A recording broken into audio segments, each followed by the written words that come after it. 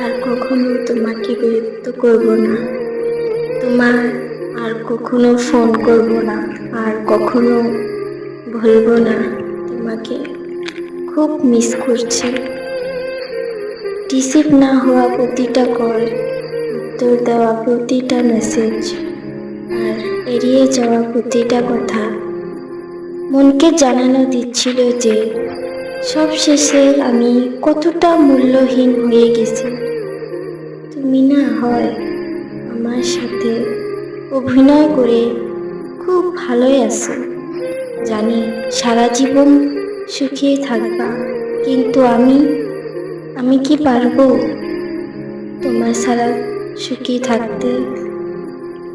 পারবো কি তোমায় ভুলে যেতে? কোনোদিনও পারবো না।